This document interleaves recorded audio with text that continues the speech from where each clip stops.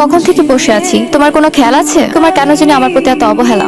ফালতু কথা বললো না, তোমার এসব ন্যাকামি আমার একদম পছন্দ না। তোমাকে আমি জোর করে এই সম্পর্কে রাখিনি। থাকতে ইচ্ছে হলে থাকো, নাইলে নিজের রাস্তা ভাবো। এটাই তো চাও তুমি, যেন আমি তোমার জীবনে না থাকি। তাহলে তো তোমার সুবিধা হয়, নতুন করে স্বাদ নিতে পারো।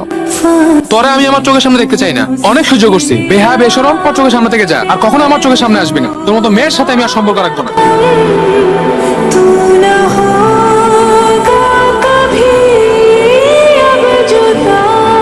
এখনো সামলাতে শিখোনি? চাইলেই মানুষ প্রিয় জিনিস সামনে রাখতে পারে না। একটা প্রশ্ন করতে চাই, কেমন আছো সকাল? ভালো আছি। বেঁচে থাকার তাগিদে আমাদের ভালো থাকতে হয়। আমি কি তোমার কাছে কিছু মুহূর্ত পেতে পারি? এই আবদারটুকু ফিরে দেওয়ার সাধ্য আমার নেই। তাহলে চলো আজ কিছুটা পথ একসাথে হাঁটি। আগে তো এতটা যত্নশীল প্রেমিক ছিলে না। সময় মানুষকে বদলে দেয়। সত্য সহজ সুন্দরকে কেন গ্রহণ করতে পারো না? আমারও সময় শেষ হয়ে এসেছে, বিদায় নেওয়ার পালা। আর কিছুক্ষণ থেকে গেলে হয় না? আমি তো থাকতে চেয়েছিলাম, কই পারলে না? তো এবার না হয় শেষবারের মতো হাসি মুখে বিদায় জানাও। তোমায় এগিয়ে দিই।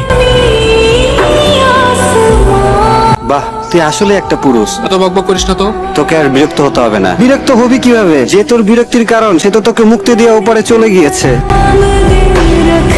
প্রিয় বিলাস, যখন তুমি পরিবর্তন হয়ে ভালোবাসা কমিয়ে অবহেলা বাড়িয়ে দিলে, সেটা আমার মেনে নিতে কষ্ট হচ্ছিল।